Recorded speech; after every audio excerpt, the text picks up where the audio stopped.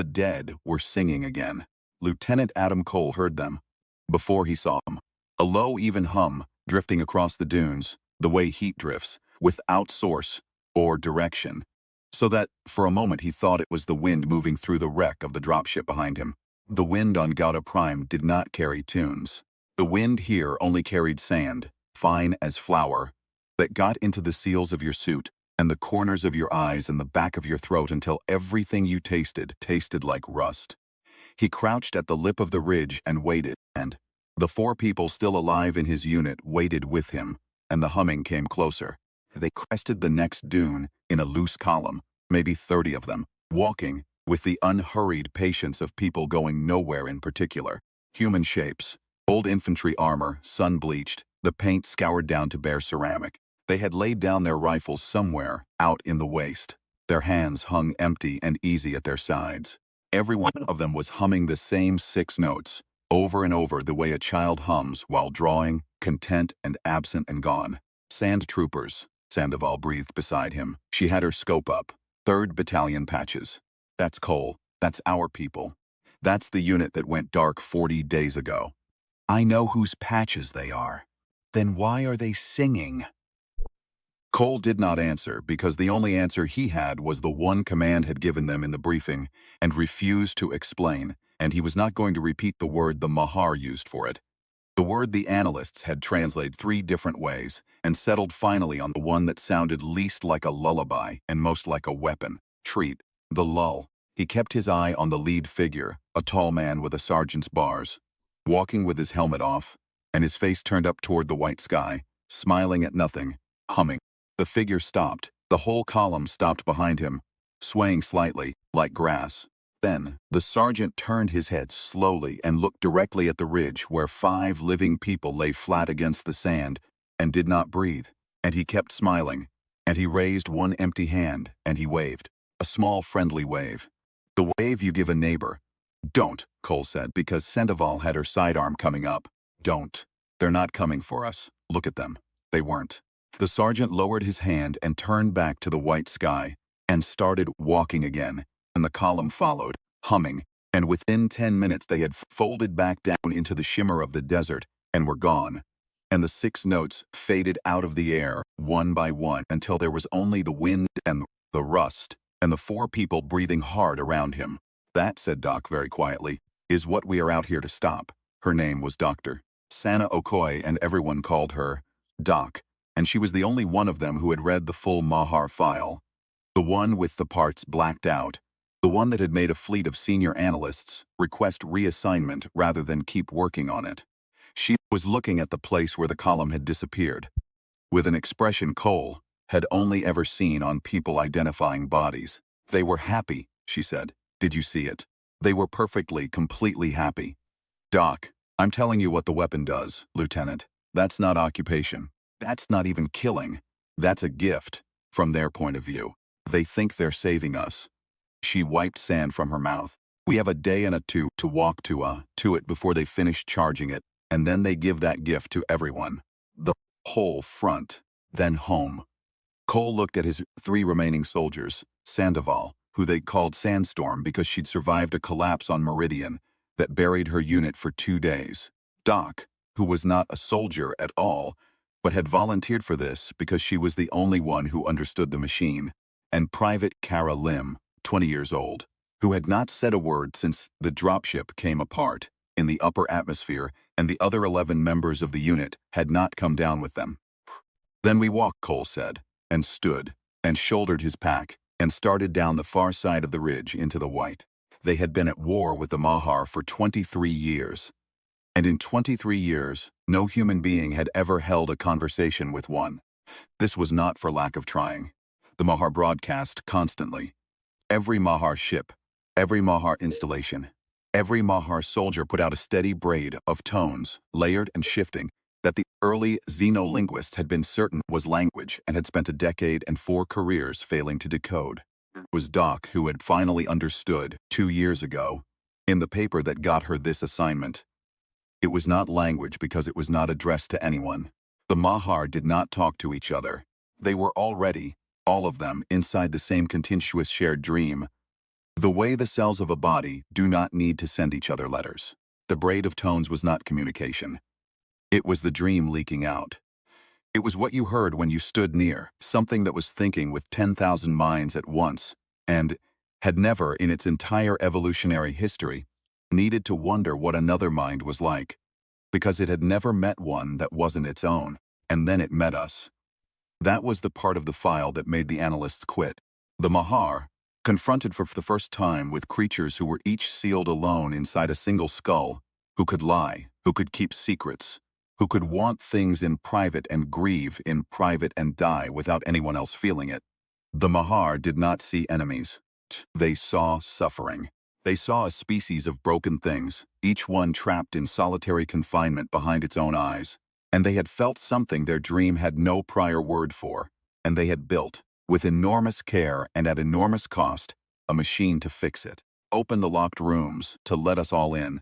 The lull did not kill, it dissolved the wall, took the human mind, with all its locked private rooms, and it opened every door at once, and flooded the whole house with the one perfect shared dream the Mahar had been dreaming for 1,000,000 years, the warm collective hum where no one was ever alone, and nothing ever hurt, because hurt is what happens to a single thing by itself. And once you were in it, you smiled, and you laid down your rifle, and you walked out into the desert humming, because there was nowhere left you needed to go. It's mercy, Doc had said in the briefing. That's what makes it the worst weapon anyone has ever built. They're not cruel. We are losing this war to kindness. By the second day, the desert had started to work on them. Cole felt it first as a softness at the edges of his attention, a reluctance. The way you feel an hour before a fever announces itself. The dunes stopped looking like dunes. They looked like the long, slow swells of an ocean he had seen once as a boy, gray and patient. And he found himself wanting to lie down in them and let the swell carry him. And he caught himself doing it, kneeling in the sand with his pack half off his shoulder and no memory of stopping, and the 6 notes were in his head. The same 6 the sergeant had hummed, and he had no idea how they had gotten there. He bit inside his cheek until he tasted blood, and the dunes turned back into dunes. It's a field, Doc said when he told her, keeping her voice low so the others wouldn't hear how frightened she was. Inside it now. The closer we get, the stronger it pulls. It's not going to come at us like a soldier atom. It's going to come at us like sleep. It'll wait until you're tired, and then it'll offer you the most reasonable thing in the world. She held up her own forearm. She'd scratched 4 lines into the skin with a blade deep enough to scab. Pain helps. The wall's made of you. The more you remember it's you in there, the harder it is to open the door. So whatever you've got, that's yours. Keep your hand on it. What's mine? She looked at him a moment. You know what's yours, Lieutenant. Everybody does. It's the thing you wouldn't give them, even to make it stop hurting. That afternoon, the fauna came. They had been warned about the fauna in the most useless possible way. The briefing called them indigenous megafauna, mutated by long-term proximity to the resonance field, which told Cole nothing about what came over the ridge, except that it had once been something smaller and had been living too long inside the dream. It moved on too many legs, the joints bending the wrong way, the skin slove to a wet pale gray. There, and where its head should have been, there was a knot of something that was trying very hard to be a face and not managing. A half-formed suggestion of human features rising and sinking in the flesh like things seen under ice. And it was humming. Of course it was humming. Everything out here that had been inside the lull long enough hummed those same 6 notes. Plant and animal and man. The dream's signature pressed into anything with a nervous system. It did not so much attack as embrace. Came down the slope fast and low and folded over her private limb before any of them got a shot off, wrapped her in those wrong-jointed limbs, and Cole's first horrified thought was that it was crushing her, and then he saw that it wasn't. It was holding her, gently, the way you hold someone who's crying, and the half-face was pressing against her helmet, and the humming was rising. And Kara Lim had stopped struggling and gone soft in its arms. Cole shot it through the knot of features. Sandoval shot it 8 more times, screaming something that wasn't words, and Doc dragged Lim out from under it as it came apart. And they ran, all 4 of them, for the first time since the ridge they ran, until the humming behind them stopped. and the only sound was their own ragged breath. Lim was alive. She blinked up at them from the sand, and for one cold moment her eyes were placid and far away, and her mouth was shaping the 6 notes. And then Doc slapped her hard, twice, and pressed the blade into the girl's own hand and folded her fingers around it and said, "Cut yourself. Shh, now. Something that's yours, do it now." And Lim looked down at the knife in her own hand as if she'd never seen a hand before, and then she made a small sound, a real sound, a human sound that wasn't 6 notes, and she dragged the blade across her palm and started to cry. And Doc held her and said, "Good, good, that's you, stay in there." They lost the rest of that day to it. Lim couldn't walk a straight line. Sandoval kept looking back the way they'd come, as if the thing might reassemble. And Cole sat a little apart from them in the lengthening shadow of a rock, and put his hand into the chest pocket of his suit, and held the thing that was his, the thing he had not shown anyone, and made himself remember every detail of it, until the 6 notes went out of his head. It was a photograph, soft and split at the folds. A woman and a small boy on a green hillside under a sky that had clouds in it. Real clouds, the kind they did not have at the front. The woman was laughing at whoever held the camera. The boy was 3 and furious about something, his whole face screwed up, mid-tantrum, a fistful of grass in one hand. Cole had taken the picture. The woman was his wife and the boy was his son, and they had both been on Meridian when the Mahar gave Meridian the gift 4 years ago. And now they were somewhere out in some desert, humming, happy, perfectly happy, and that was the thing the dream could not have. Because the dream offered him a world where it didn't hurt, and he would rather it hurt forever than stop being the man it had happened to. That was his. He kept his hand on it. They made a cold camp that night in the lee of a spine of black rock. No fire, because Doc said the field fed on stillness, and a fire would only make them want to sit and watch it. They sat anyway. The 4 of them, close together in the dark, and for a while nobody spoke. And the silence had the 6 notes in it the way a glass of water that's been sitting out has the taste of the room. It was Sandoval who broke it. She dug into her pack and came out with a flat metal flask, dented, the finish worn to brass at the corners, where 1,000 thumbs had rubbed it. And she unscrewed the cap and took a small swallow, and passed it left to Doc. The way you'd pass it in a trench, no ceremony. "Meridian Distilling," she said. "Last bottle in the universe, probably. My brother made it in a bathtub. It's terrible. It's slow so it lasts."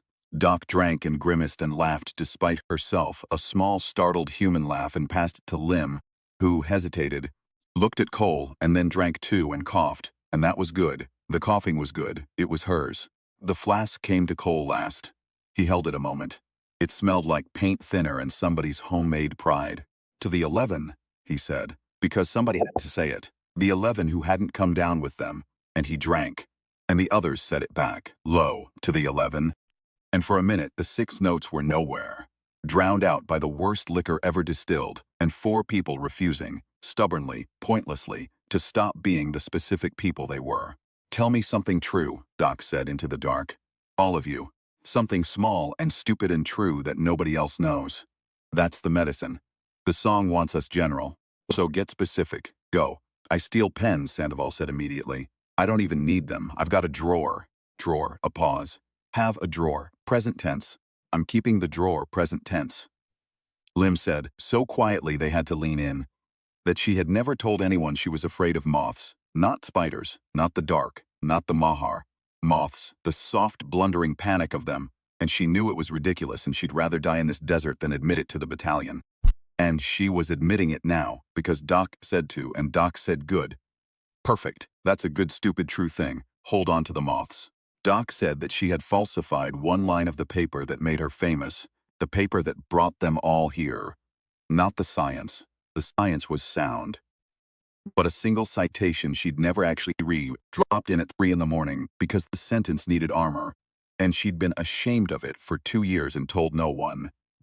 And it was, she thought, the most human thing about her, the small lie inside the great truth. "There," she said. "Now you've got something on me. Now I'm a person you could blackmail. That's intimacy. The song can't fake that." They looked at Cole. Pert. He thought about the photograph against his chest and decided that was too big. That was the stone. You didn't put the stone on the table. So he gave them a small one instead. I hum, he said, when I'm scared, always have. My mother used to do it. This nothing little tune, no words. And I caught it off her like a cold, and I've never been able to put it down. He felt them go still.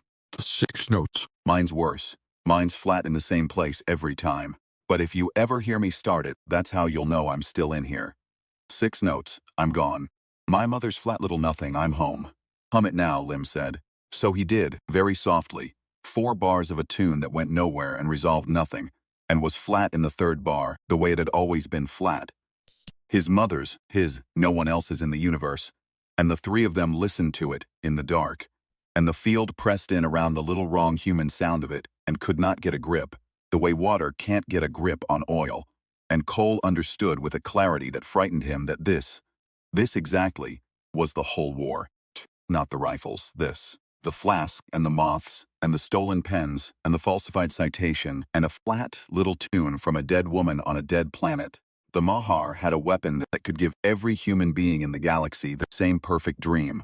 And the only thing stand against it was the fact that no 2 of them wanted the same thing, had the same shame, hummed the same flat nothing in the dark. They slept in shifts. The 6 notes were waiting every time he woke.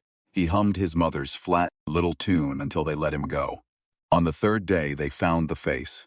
He was sitting in the open at the bottom of a dry wash, on a folding camp stool, under a parasol of scavenged cloth, drinking something from a tin cup, as if he were on holiday, and he watched them come down the slope with the half of his expression that still worked. The other half did not work because it was gone. The left side of his face was a smooth glazed ruin, the skin fused to itself in long melted runnels, the eye on that side a permanent slit, the corner of the mouth pulled up into a frozen grin that had nothing to do with whatever he was feeling. He wore no insignia. He wore civilian clothes, expensive ones, ridiculous out here, and a sidearm he made no move toward. There it is, he said, and his voice was beautiful, smooth, unhurt. The worst thing about him. The famous last patrol. Command's little gift to me. I told them I didn't need you delivered. They sent you anyway. He gestured at the stool's twin folded beside it. Sit. You've walked a long way to die and you might as well die sitting. Who are you? Cole said. Behind him he heard Sandoval's weapon come up, and he lifted 2 fingers without turning. And she held. I'm the only man alive who's been all the way inside it, and walked back out. The face sipped his cup. They call me the translator. I'm not. There's nothing to translate. You've read the doctor's paper. You know there's no language down there. Just the song. I'm the demonstration. They keep me to show your people what mercy costs when you refuse it. He turned the ruined half of his face toward them, deliberately. This is what happens when you go into the dream, and you fight to stay yourself. It opens the door, and you hold it shut from the inside. And you hold, and something has to give. Most people, the door wins, and they walk out humming. Me, the door lost, I kept myself. This is what keeping yourself looks like. Beautiful, isn't it? The Mahar think I'm a tragedy. They think I'm the saddest thing in the universe. A man who'd rather burn than be at peace. You sold them the front, Cole said. Meridian, the convoy at Halling. That was you. I told them where your people were so they could be helped sooner. The face said it flatly. No defense in it. And that was when Cole understood he believed it. More than half of him believed it. And the other part, the part that had held the door, knew exactly what he'd done and would spend the rest of a long life knowing. You think I'm the villain of this. I'm the only one out here who isn't lying to himself about which side is kind. Then why warn us off? Why not just let the field take us? For the first time, the working half of his face moved into something real. He looked for a moment unbearably tired. Because I've been in there, he said. And there are 9 of you back at command who decided you were acceptable losses. And the one thing I cannot stand, the one thing I held my whole self shut against an ocean to keep, is the idea that a person should be spent. Anyone. By them with their song or by us with our orders. They want to spend you on peace. Shh. Command wants to spend you on a weapon they've already decided they can't take. You should know that before you walk the last mile. You're not a mission anymore. While you've been out here, your Counselor Vane opened a back channel. They're negotiating the terms of the lull, voluntary administration, a managed transition. They're going to take the gift, Lieutenant, and they sent you out here to die first, so it doesn't look like a surrender. Doc made a sound behind him. You're lying, Cole said, but he heard how it came out, and so did the face. Check your channel, the face said mildly. They stopped answering you yesterday. You thought it was interference. It had been interference. Cole had told himself it was interference. I'm not going to stop you, the face said. He folded his hands. I'm not even armed, really. I just wanted one of you to know, before the end, that there's a third thing. The song says, lay it down and be at peace. Command says, lay it down because we've decided you're already lost. Both of them are telling you the same thing, in two voices, Oz. That you don't get to choose. I held a door shut against a god for that. So, he lifted his ruined chin toward the horizon, where, faint and enormous against the white sky, something rose out of the desert that Cole had taken for a mountain, and now saw was not. Go and choose. The machine's 2 miles on, it finishes charging at dawn. After that, it doesn't matter what anyone chooses ever again. They left him there under his parasol with his tin cup, the saddest thing in the universe, and as they climbed out of the wash, Cole heard him, behind them very softly, begin to hum, and then stop himself, and swear one ugly human word, and go quiet, holding the door, still holding it. The machine was not a machine the way Cole understood machines. It had no edges. It rose from the desert floor like a thing grown rather than built, pale and faintly translucent. The way the moths themselves were said to be, ribbed and chambered like the inside of a shell, and the closer they came, the more it stopped looking like a structure and started looking like a throat. Tones poured off it in waves now, not the leaking braid of a single mahar, but the full chorus, the dream at full volume.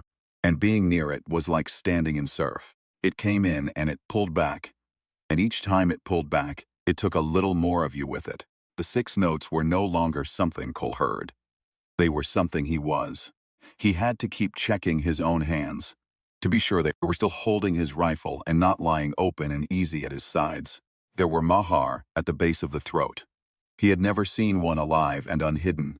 They were tall and slow and pale, and they did not have faces so much as the soft suggestion of faces, smooth and unfinished, and they moved together in a way no group of humans ever moved, turning all at once, gesturing all at once, a single intention worn by many bodies. When they saw the 4 humans come over the last dune, they did not raise an alarm because they had no one to raise it to. They all simply knew at once, and they all turned at once. And what came off them then was not anger. Cole would think about that. For whatever was left of his life, it was not anger. It was relief. They had been broadcasting the gift across the whole front for 23 years, and almost no one had come close enough to receive it directly. And here were 4 of the lonely broken things, walking right up to the source. And the dream that poured off them now was bright and warm, and glad, and it said, without words, because it had never needed words, at last. Come in. You don't have to carry it anymore. Come in and put it down and never be alone again. Sandoval put it down. Cole saw it happen out of the corner of his eye, saw her rifle drop into the sand, saw her shoulders come down out of their hunch for the first time in 3 days, saw her face go smooth and young and easy, and he grabbed her by the collar and screamed her name into her ear, and she looked at him with such gentle pity, the look you give someone who is still in pain when you've found the thing that ends it, and she said, "It's okay, Adam. It's okay. You can stop now," and she meant it as the kindest thing she had ever said. He could not save her. There was not time, and there was not a way. He let go of her collar, and she walked, smiling, down toward the pale, tall figures at the base of the throat. And they parted to make room for her with terrible tenderness, and she was gone. Doc had Lim by the arm and was dragging her sideways along the base of the structure, both of them bleeding from their forearms, both of them with their faces fixed in the rictus of people doing math against a tide. "Chamber," Doc shouted. "There's a resonance chamber. It has to vent or it cooks itself. Every instrument has a throat, and every throat has to breathe. Adam, the song needs a single clean signal. That's how it works. One perfect dream, no noise. If we can foul the signal." "How?" "Noise," she screamed. "Tradiction. It can only carry one dream. It can't hold 2 things that don't agree. Get inside the chamber and give it something it can't sing." And then the fauna came down off the structure, 3 of them, the wrong joint humming things, and Doc shoved Lim Plim toward the dark vent at the base of the throat, and turned with her sidearm to buy the seconds. And Cole understood that this was the last order he was ever going to take from anyone. And he took it. He went into the throat. Inside the sound was total. It was not in his ears. It was in his teeth, his sternum, the long bones of his legs, the wet of his eyes. The chamber was pale and ribbed and pulsing, and at its center, the dream standing for him with open arms, and it did not assault him, because it did not know how to fight. It had never once in a million years had to fight. It only loved. And it opened him the way you open a letter you've been waiting your whole life to read. The doors in him came open all at once, and the dream came in, warm, and it was so reasonable. That was the thing the file could never quite explain, and the briefing got wrong. It did not feel like losing. It felt like being right, finally, about the thing you'd always suspected, that the pain was optional, that you'd been carrying it out of stubbornness, that you could set it down. He felt his grief, the great stone of it he'd hauled across, 4 years and 3 planets, and he felt the dream offer to take it, gently, no judgment, just give it here, and he felt himself begin to hand it over. Because God, he was tired, he was so tired, and there was a green hillside in the dream, and clouds in the sky, and a woman laughing and a boy with a fistful of grass, and they were all happy, everyone was happy. Come in, down. Cole put his hand into the chest pocket of his suit and took out the photograph. It was just paper. The dream could make him 1,000 green hillsides, 10,000, brighter and realer than this split and faded square. But the dream's hillside was the song's hillside, the one clean, perfect signal, the single dream that everyone shared, and the thing in Cole's hand was not that. The woman laughing in his hand was laughing at a joke he had made and never written down, and no one else would ever know. Boy's tantrum was about a specific indignity. Cole had taken away a stick that existed nowhere in any mind but his own. The photograph was wrong in 1,000 small ways. The colors off, a thumb in the corner. The day it was taken too windy. And every single wrong thing about it was noise, was a fact that did not agree with the one perfect dream. And he held it up in the center of the chamber, and he did the only human thing he had left. He started to talk, not the 6 notes. He talked over them. He told the chamber about the stick. He told it the boy's name and how the boy had hated peas and loved a particular blue cup, and once bitten Cole on the shoulder hard enough to leave a mark Cole had been proud of. He told it the joke. He told it the wrong specific weather of that wrong specific day. He told it that his wife snored, and that he had loved her snoring, and that he would not trade the sound of her snoring for any silence in the universe. And the dream tried to give him a wife who did not snore, perfect, peaceful, and he said, no, it's not her. That's not her. She snored. And he kept talking, and the more specific he got, the worse it was for the song, because the song could only carry one dream, and he was pouring 100 contradictions into its throat. Stick and the peas and the blue cup and the snoring and the mark on his shoulder. None of it agreeing with anything. All of it true. All of it his. All of it noise. The chamber shuddered.